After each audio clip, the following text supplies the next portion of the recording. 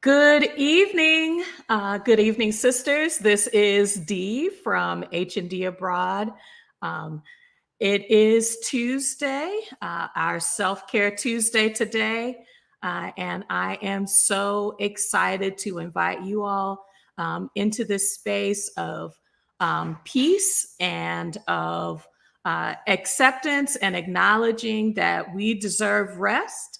And that is what today is all about, is giving yourself the space and the opportunity to identify your authentic self. And the strategy that we're going to be talking about is sabbatical. So if you are new to this channel, welcome. My name is Dee. I am one part of H&D Abroad. Our channel is all about helping couples to see moving abroad as a plan A. For building generational wealth and embracing a healthy lifestyle. But I go live on Tuesdays to talk about self-care and to invite sisters that are in my circle of influence to share their stories. So without delay, I am bringing in my sister, my newest sister in my circle of influence, Nyamwathi. Thank you so much for joining us today. Yeah, I'm so happy to be here. Thanks for inviting me. So why don't you give a little bit of an introduction? We did that in our post on Instagram and Facebook and the invitation on YouTube. But I thought your story was unique. Because sabbaticals are typically associated with academia, but you are in a very creative space as an artist. So can you give our audience a little bit of background where they can find you, find your work, and then we'll get started with our conversation. Thank you, everyone that has joined us today. Yeah, to give a bit of background, I have sort of a split background. So the main work I've done for the past 15 years is in product management, so working in tech and web development, but I've always been an artistic soul. So in terms of my creative work, I sing and I write and I'm learning music production currently. And you can find me on Instagram. She Speaks Softly. You can also find me on Substack, which is a newsletter platform. It's shespeakssoftly.substack.com. So that's where you can find my musings and artistic exploration there. Absolutely. I was so inspired by what you related on where the pinnacle is the sabbatical, but that so much of you had already been in a very creative space. And I have to say that I have assumptions about musicians is when you have opportunities for outlets that you kind of have an opportunity to kind of burn into or share into the world and express yourself. But it doesn't matter where you are in life, what tools you have. You were sharing, if you can share that journey to recognition of this ain't working. Yeah, absolutely. I'll say that unfortunately with burnout, I've had multiple times in my career and adult life that I've experienced burnout. And thankfully it had been that each time I experienced it, I realized, okay, I need to make a change. So there have actually been multiple times where I left jobs and I didn't have another job because I was so burned out. Which I know they say you're not supposed to do that, but I was so overwhelmed that I needed to. So in a sense, I technically have taken kind of sabbaticals before this last one that I did in 2022. But the key difference was that those ones weren't planned. So in a sense, there was a bit more stress, particularly like financially around them. Mm-hmm. That being said, for this sabbatical that I did in 2022, so I was working at a digital agency. I started right before the pandemic, so right before everything shut down in 2020. And I and working and in general, if you know anything about agencies tend to be very stressful, and a lot of people are burned out there. Right. And in particular, I had one of my supervisors that was just totally unsupportive. Mm. I felt like I was blue in the face, kind of communicating I need support, giving solutions, giving documentation, all these things, and nothing was happening. So that was kind of a really big kind of push in terms of like just really hitting a breaking point. Mm-hmm. I would say though, so I started exploring around late 2020, early 2021, the idea of, oh, I'd really love to take extended time off. But in my mind, it's only kind of folks who maybe you just graduated from college or you're still fairly young that like can be like, yeah, I'm gonna take a year and explore. That gap year. That's right. Yeah, right. Because I was like, I don't know, but what about like retirement money and all these kind of things?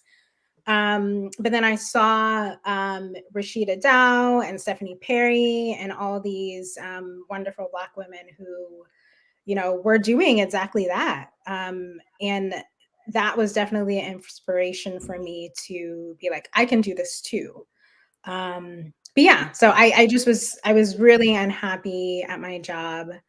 And, I was realizing that life is short after seeing what was happening with the pandemic. So those were kind of the two things that led me to move forward.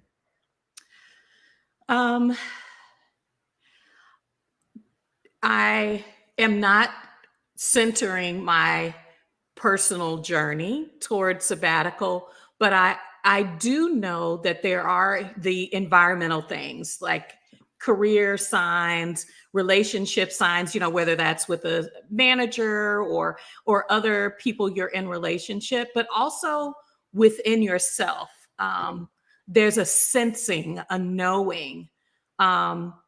Did you have that reckoning also that kind of pointed you toward I need to do something different and now is when I need to do it?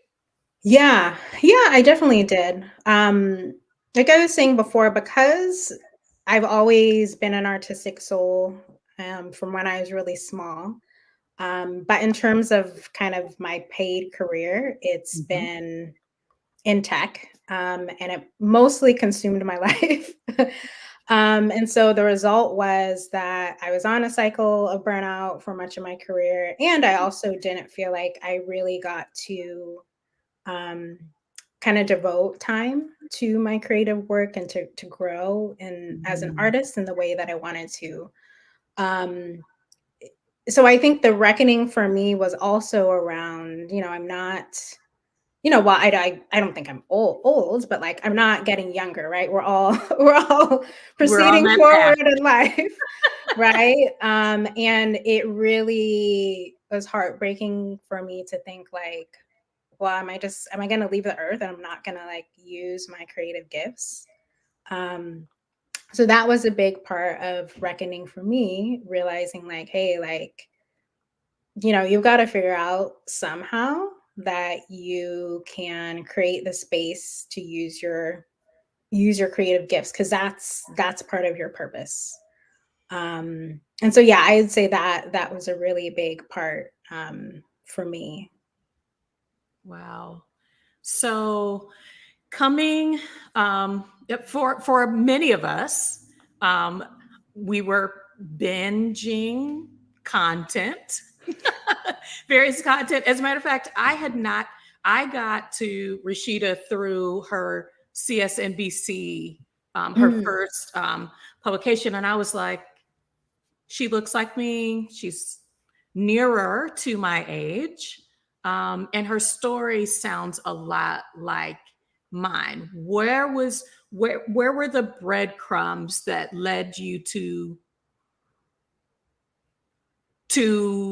the either the Exodus Summit world, or just leaning into this idea of sabbatical?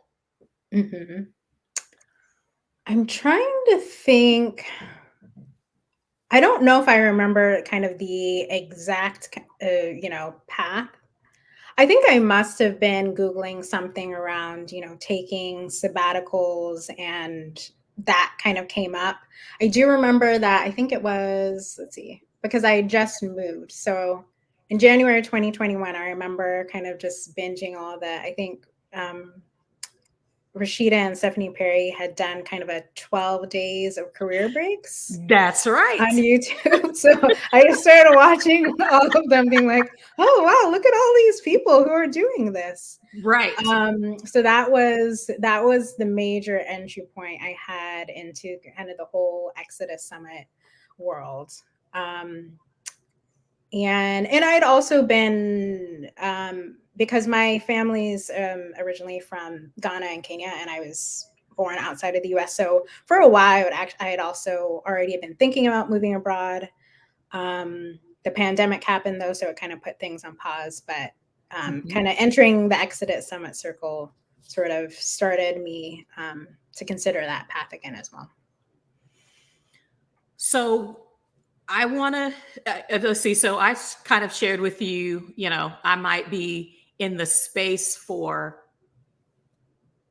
Did the class come? It sounds like the class came after the search for sabbatical, and not the other way, that you kind of ran across the course and started thinking through, could this be for me? Because I think people will enter at different spots, but you sharing your experience might give someone insight to what that could look like for them. Yeah, so you mean just in terms of how I made the decision to do the Burnout to Bliss class? Yeah, because yes. Yeah, and to give context, I don't know if folks are familiar. So Roshida Dowe has a program called Burnout to Bliss. I can't remember how long the program is, but it's essentially for women who want to take career breaks or sabbaticals. And it kind of includes a few different elements. It includes there's sort of group coaching where with everyone who's participating, you can kind of share any concerns or struggles or like brainstorm, as you move forward in your journey and get support that way. It also just includes kind of a curriculum is too heavy a word because it's not like studying, but it's like helpful resources, like an important things to think about, as you're getting. So, definitely how are you, calculating how much you need for your sabbatical? What are the practical things, like what type of bank account, like getting insurance? So practical things like that.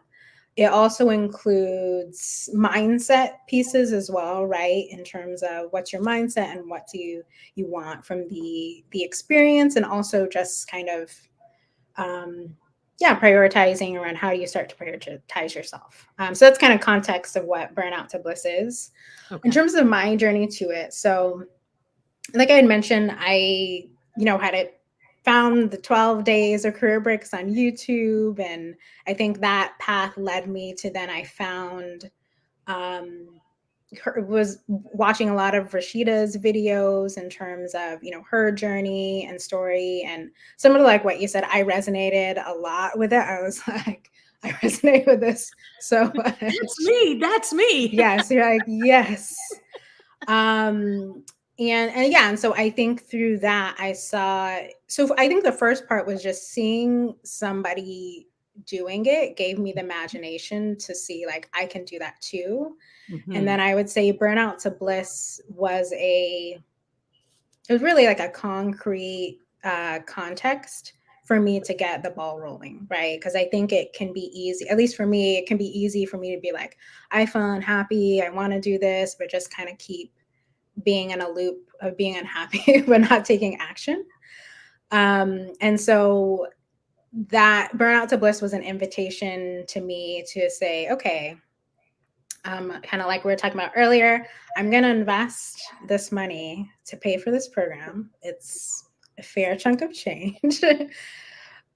And that, that kicked me to be like, hey, like, you gotta,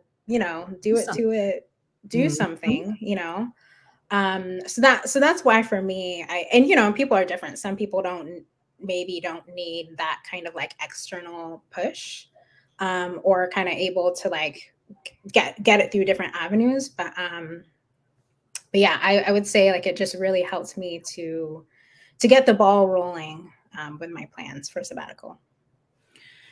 So one of our subscribers is Sabangale. She is sharing a little bit about, kind of the decisioning around, sabbatical when, so some people it's about timing. Was timing a part of your consideration?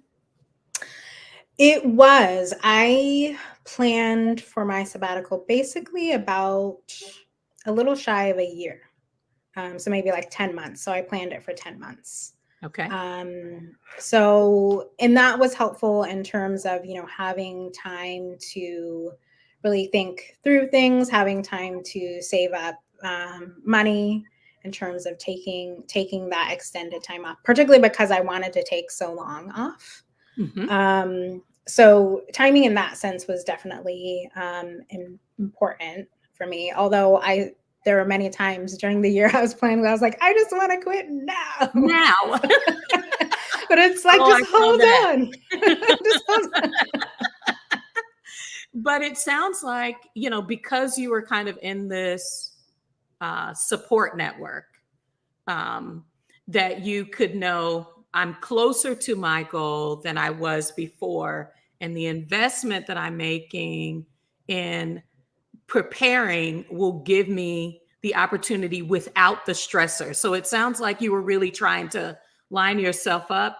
That is probably what scares me the most is, have I thought through enough of the things that will allow my life to bend toward rest without worry? Because that worry piece of, what if there's an emergency? What if I don't have enough money? What if, and yeah, so having a plan, working a plan, to prepare and not just kind of going, I quit. Right. Right. Which, as I mentioned before, I haven't done it in a dramatic way before, but I have quit when, I'll say this, that I have always, at all my jobs, I always save a percentage of my income. So I would always have, some funds set aside. But it wasn't planned like I'm planning to take time off. It was, it was essentially that I saw those as emergency funds, and it was like, I can't take this job anymore. Like, I'm out. Yeah. I can feel that. I read a lot of that within the Exodus Summit group, but in others as well, where, it feels like I'm coping, I'm running out of coping skills, running out of patience. How did you feel once you said, where did the peace or the permission that you gave yourself to say this, I'm officially ready? Would you like to share a little bit about that? Because a class probably doesn't do it alone. What was your process? Yeah, kind of. It's kind of my process of like how I was able to give myself permission to just do it. Yeah, it's a good question. I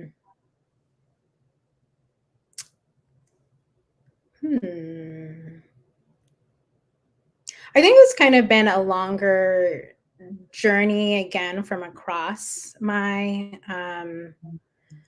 across my career, and because I've had so many cycles of burnout. I and I think because I started feeling such an urgency about, not to be more morbid about death. But I mean, and just the realization of mortality, right? And that just really became so urgent for me. And in that urgency, feeling like I don't know, like I don't just want to, like, am I just gonna like work and be burned out and then die? like is this what I'm gonna do? Is this it? You know what I mean? And so I think I'm trying to think if with this go, I don't know if with this I had a lot of blocks or like a hard time giving myself permission to do it. I think because I'd had so many other like instances of burnout, I'd had so much already in my adult life where like I was constantly prioritizing, in particular my job, by other people. That I think by the time I came to this decision about a sabbatical, I felt like it was like, I mean, I'm the only one who's going to change my life, right?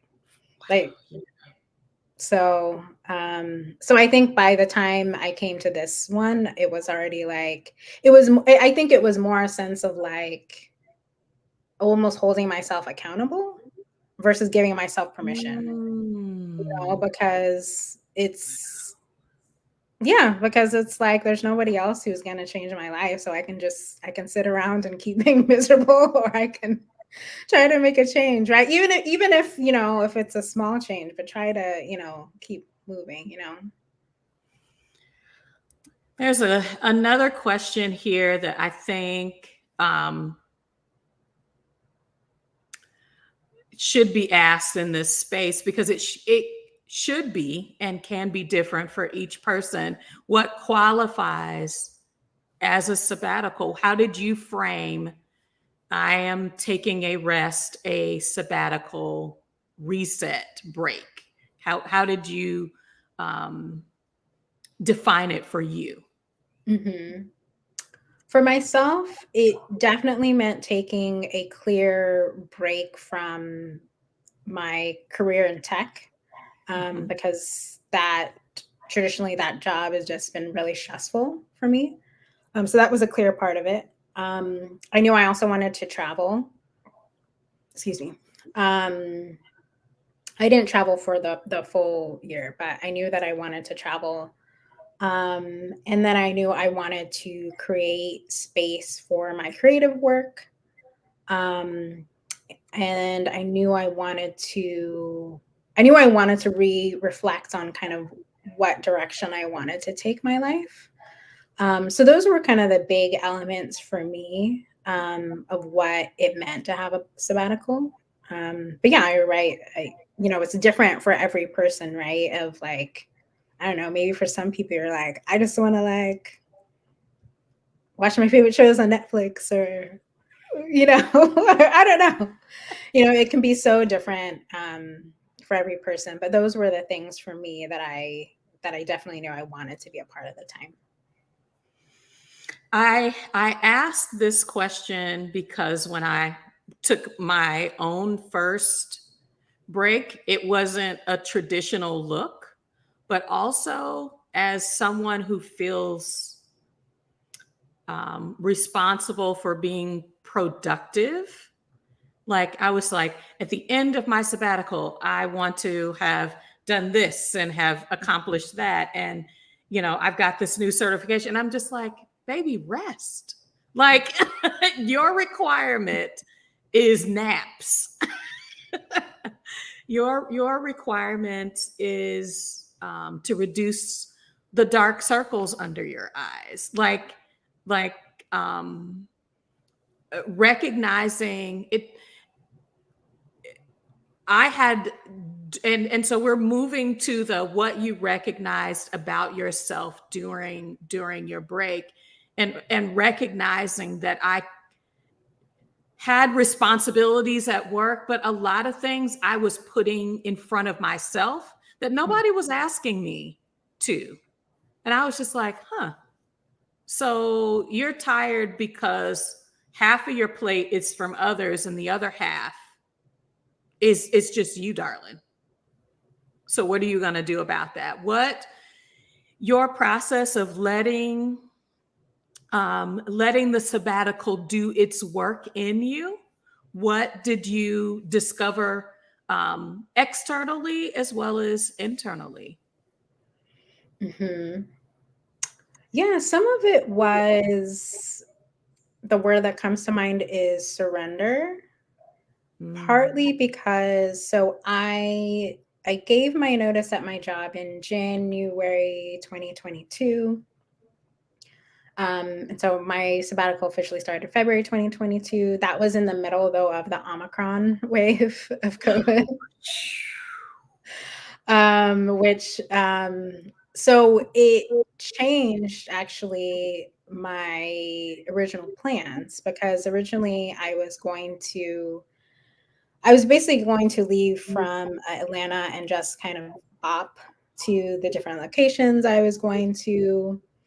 But but with the Omicron wave, and then I'd also been reading and watching a lot of things that people were saying, like they were getting stuck in countries because different countries had different requirements around COVID, and or then they would have to, like, maybe they got COVID and they had to like quarantine in places. And so partly because I'm a risk averse person. So I was like, I don't I don't really want to want get stuck somewhere. yeah, I was like, I don't really want to get stuck somewhere and be like, oh no, what am I going to do? Although I did later sort of get stuck in Portugal with COVID, but it wasn't that bad. But so I think in that, so it was disappointing, right? Because it was like, man, like I thought, I was going to be starting off in this adventure, but then I'm not, right?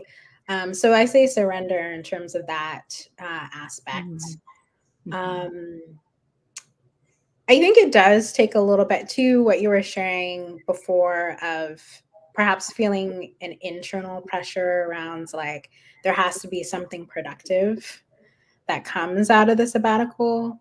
I think it did take a little bit of time to wind down from work, because I'm noticing that there's always this like, and at least for me, like this urgency of like, oh my gosh, and so realizing like, you're chill, like, like you don't have to be anxious. But that, right, I think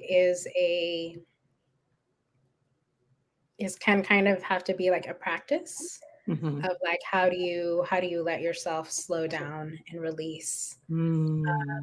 So I feel like that was kind of the first part of the year. And then I think the second part, starting to move into a lot of a sense of self-trust, especially with traveling solo. Hello. So I think solo travel for me really touches on self-trust, because it's like, there's no one else that I can rely on, in a sense, when I'm out and about. And also discovery, because I think there's a way that you can kind of be different when you're in a context that's not your usual context, or you're meeting people who don't know you in the same way. You kind of can get to see different aspects of yourself, when you're traveling. I'm feeling all of this. I want to keep asking the questions. Thank you, everyone, for asking these. So maybe a part one is, was your decision for 10 months strategic? Did you return to your same job, or did you leave one job, take a break, and then, kind of reset for the next employer or employment opportunity? I definitely left the job where I was. Okay. And I actually am just starting a freelance contract next week. So I sort of last minute extended my sabbatical, and I went to Colombia in February. Wow. Which was great, which I loved it. But yeah, so and it's, I think, as many people know, there are some challenges in the market right now. And so it's been a slow going in terms of finding new work for me. So yeah, so I actually hadn't, it'll just be next week when I'm starting to work again. So in terms of how easy is it to return after a sabbatical, I think it might depend on the field that you're in. Um, and I guess to some extent the economy, which, none of us really has too much control over that. I think what can help, though, can be, even as part of planning, if you're able to give yourself a little bit extra runway, in terms of thinking about, returning to work, like if you're not able, in case you're not able to find work as quickly as you'd like. For me, it was also helpful that I moved back in with my parents at the beginning of my sabbatical, which I know is not always an option for folks. But kind of as a way of cutting a major expense of paying rent. And I would say, I think too, with, in terms of returning to work, also thinking about, I guess, what your career and professional goals are, and also based on that, thinking about, like, how do you want to set yourself up for when you come back. That being said, you may, during the sabbatical, have some important realizations about a direction that you want to go with your career work. That may kind of change, how you're thinking about it. But I would say maybe thinking about those things, if the fear about, like, returning to work and finding work after, is something that is maybe holding someone back from taking a sabbatical.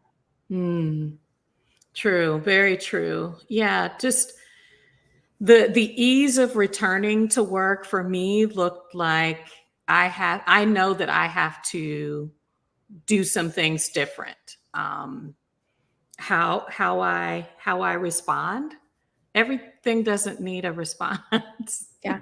Somebody decides to do it that way. It may not be the way I would do it, but the world accommodates a lot of approaches, and giving myself permission to even take a breath before making a comment or making a suggestion or volunteering.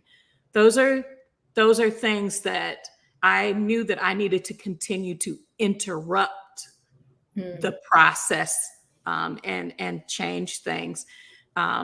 Considering a transition to a new career, a lot of people are considering tech. So, or entering the medical field in a different way, or education in a different way. And I feel like, let's see, so I'm trying to remember the way I've typed this. This is my own original quote, and I'm trying to make sure I give it correctly, that taking a reset, a break, is really an opportunity for you to release your creativity.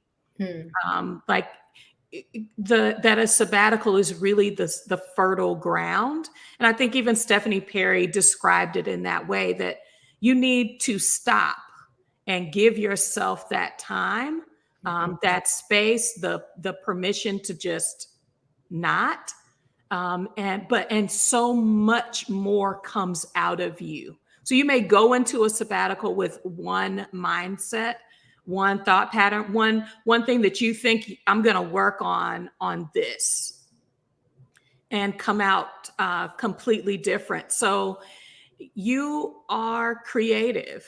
You are a creative. You have embraced that on your life journey. Have you seen that side of yourself evolve, bloom, grow, deepen in its application? How has the creative side of you benefited from your sabbatical break?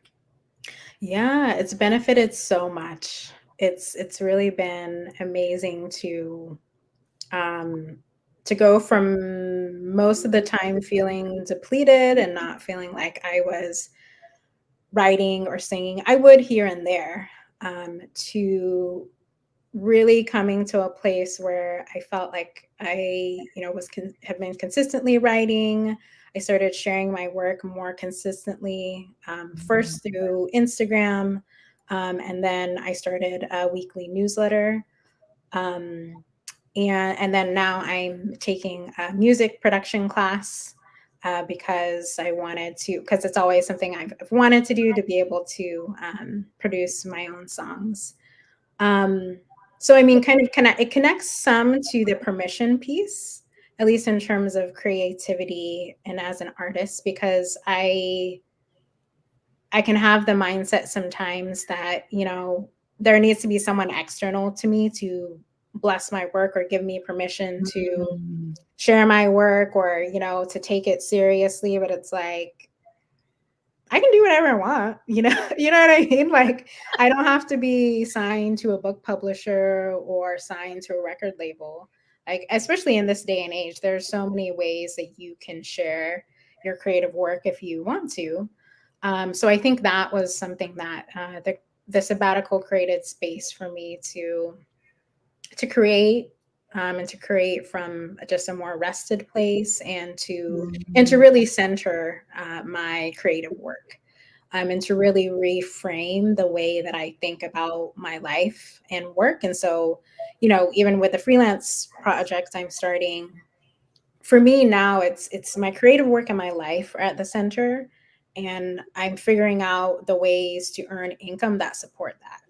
I'm no longer going to center just, I have this job and it's just going to consume my life, and all the other parts of me, are consumed by that, right? Mm. And people are different. Some people genuinely love, their paid work and their jobs, and that's a blessing. But for me, and there's a lot I've enjoyed about it, but corporate America is, in my opinion, a bit soul sucking. So Well, that's our community vibes with that. It feels like sometimes that is the focus is we will use you until we've used you up, and then move on. And what are you left with? What is your family left with? Um, I recognizing I'm a whole person. I want to this comment from Solo Traveling Sis resonates with me really deeply, because she's saying that I just quit my job a week and a half ago. Congratulations. And just realizing that your brain is in work mode. I just keep forgetting I'm free. I remember right about the 4 week, somewhere around week 4, week 5, that I had gotten sick. Like my body was literally like, oh, finally, so it had to break down to begin the repair process. Um, so, kind of understanding that reworking that has to happen within you is a process. One of the tools that I used, and maybe you could talk about others that you've used. I had never done a vision board before, and I actually decided to do one about a week before I was returning to work, and saw some themes that I didn't even acknowledge fully, like friendships and self-care and sleep. They were things that I knew, but I didn't realize that within me, like there was a craving to center those kinds of things. Was there something that was a discovery that you didn't expect that you wouldn't mind sharing in this space? Kind of something I didn't expect that, or that I saw within myself from the time. Mm-hmm.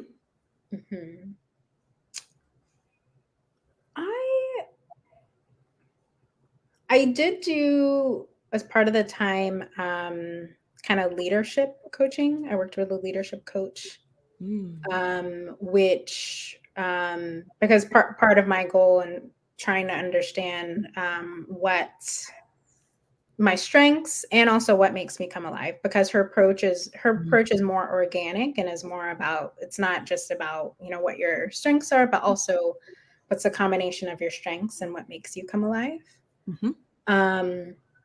So something that was surprising to me from that was to realize that there are actually a lot of things from the work that I've been doing the last 15 years or so that that does meet that intersection of kind of my strengths, and that does energize me.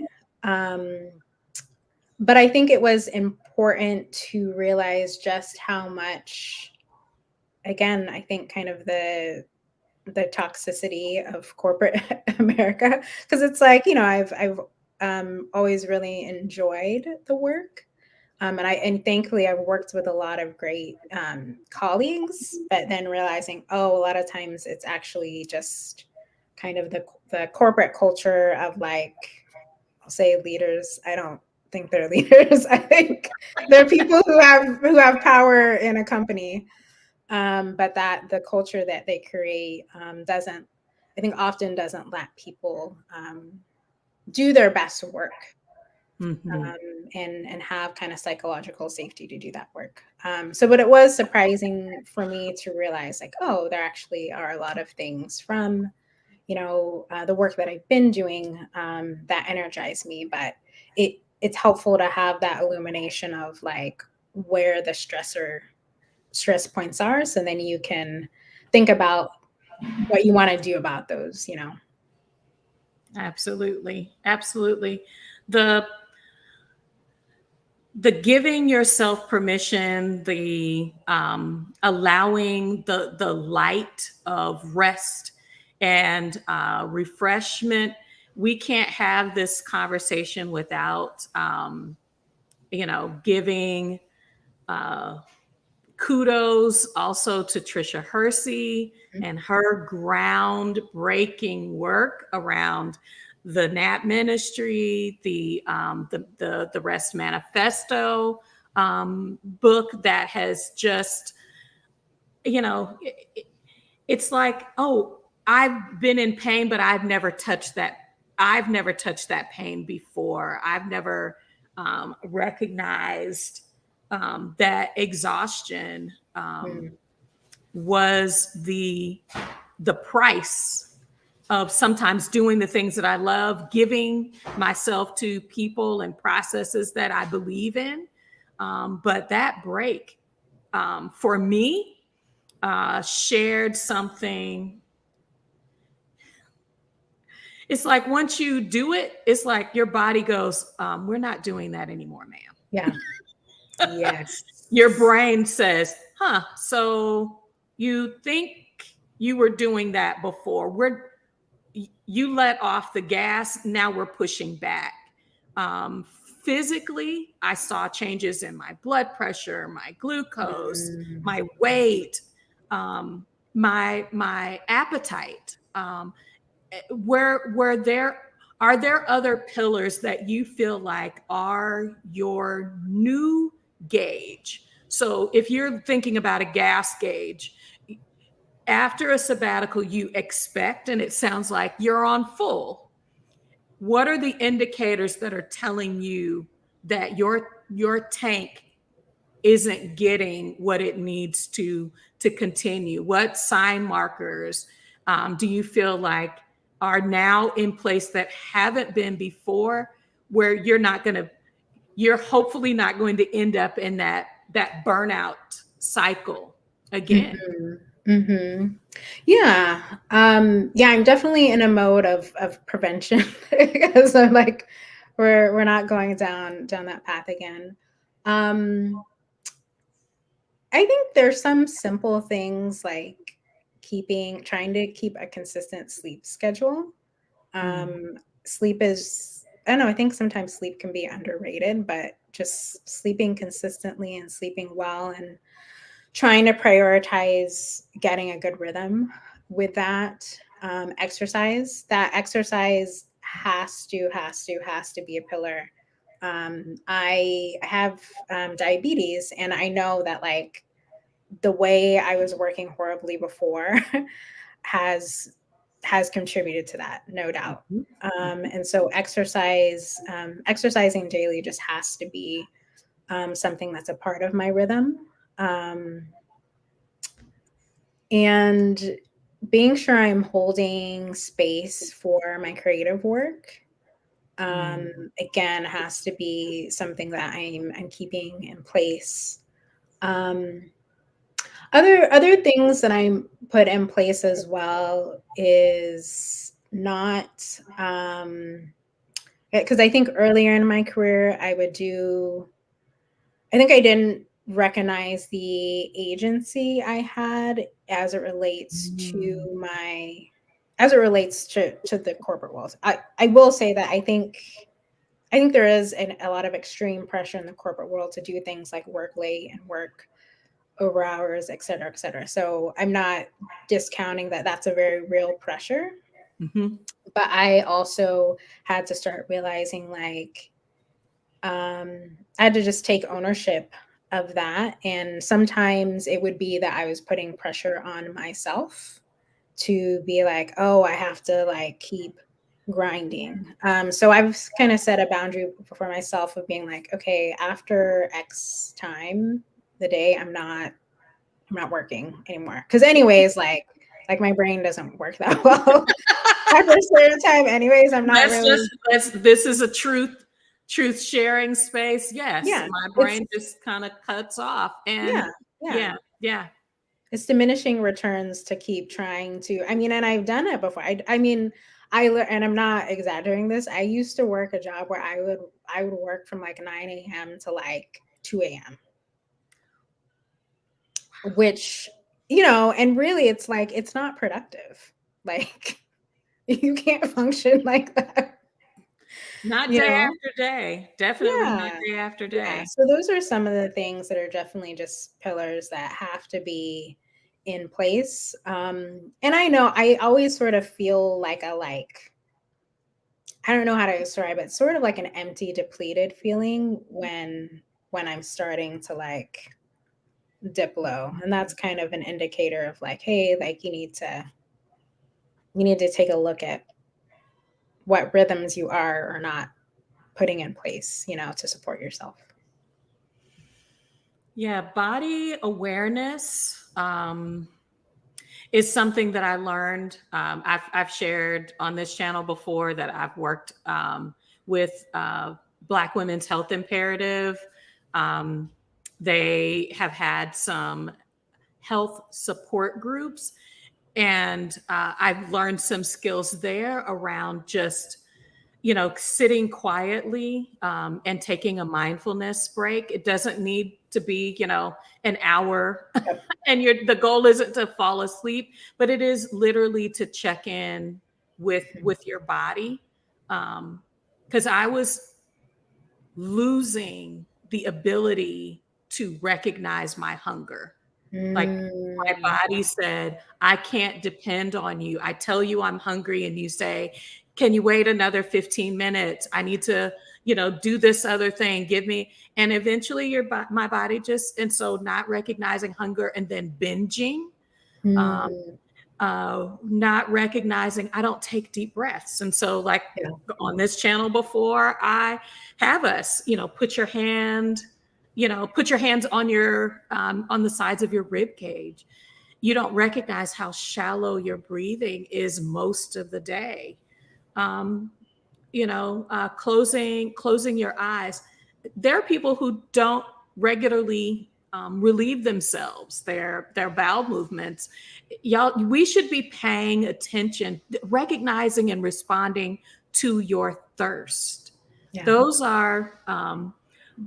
are gifts that you give, little gifts that you give to your body along the way, that whether you're taking a sabbatical or not, that sometimes that's how you have a sense of, man, things are really, really, you mentioned sleep before. I had gotten into a cycle of, it didn't matter if I went to sleep at midnight, I could like wake up at 4 a.m., just eyes open, ready to, not necessarily ready to work, but just could not relax enough to go to sleep. So giving yourself time and space can help you to recognize exhaustion, burnout. It was definitely helpful to me as well. One more question as we are entering the top of the hour. I'm not saying that no one else can ask a question. I'm saying I want to say thank you to Nyamwathi for being with us. There are little practices that you implement during time off to heal. How do you maintain them when you're back to your normal life? I would say a lot of that connects to what you were sharing.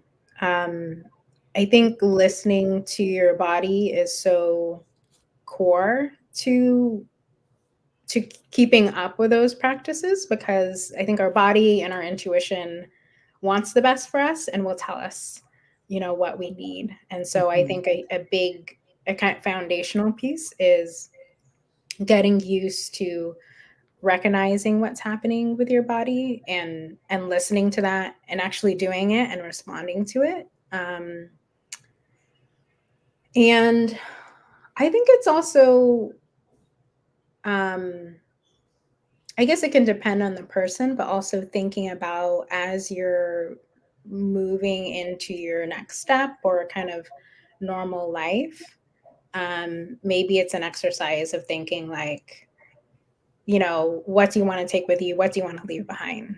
Right. So like, and then, if maybe it's helpful for you to, set up your schedule. Not everybody's like this. I'm not necessarily like this either, but like if it's helpful to kind of block out time, like this is time when I do, this particular practice. And then honoring that time that you've set up, not, and I'm guilty of doing this where I'll be like, okay, this is the hour that is like set a time side to write, then being like, oh, I end up doing something else, right? And not to like guilt or shame myself if I do that, but it's like this is something that I know, is good for me, is energizes for me. So honoring that time, or like figuring out if there's some reason that time doesn't work, figuring out a different way to make it work. And I think some of it too, particularly as it relates to work, if other people are like how I am, it can be, in the past has been hard for me to, or it's been easy for me to prioritize work. And it can feel uncomfortable sometimes to be like, oh, like I'm saying no to this, or, or I'm, pushing back. But I think you need to move through the discomfort of, or maybe it's not work. It might also be other relationships or commitments, right? So I think taking a look at like, is there discomfort coming up, when, you think about saying no to certain things that like perhaps you don't want to do, they're taking a lot of your energy.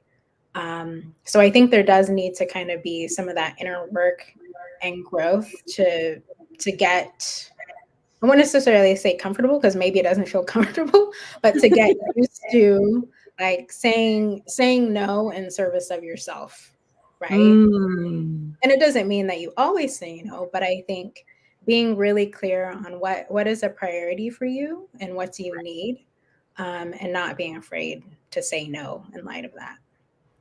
Absolutely. Everybody says no it is an answer. It is a complete sentence. It does not need any other explanation. So most of us are doing things like this with support? Who was in your circle of influence to say, yes, do this?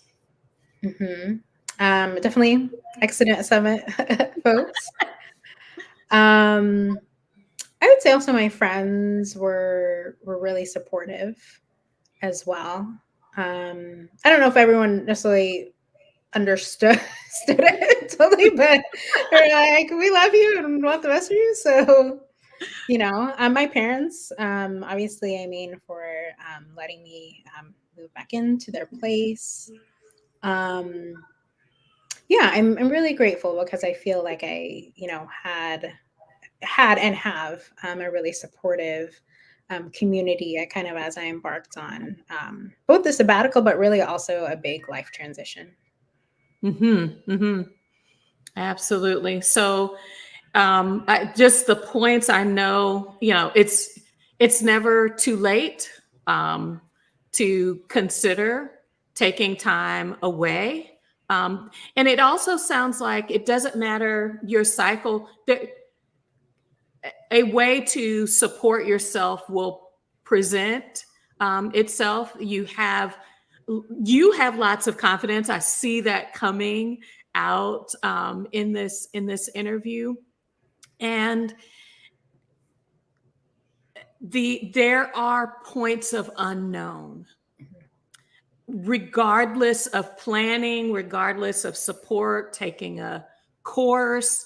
There are unknowns, but I have belief that what what propels us will also propel us to the things that we need. A community that will provide support, will cheer you on, and that I'm open to these new opportunities. And I feel like my time away gave me more courage in those areas.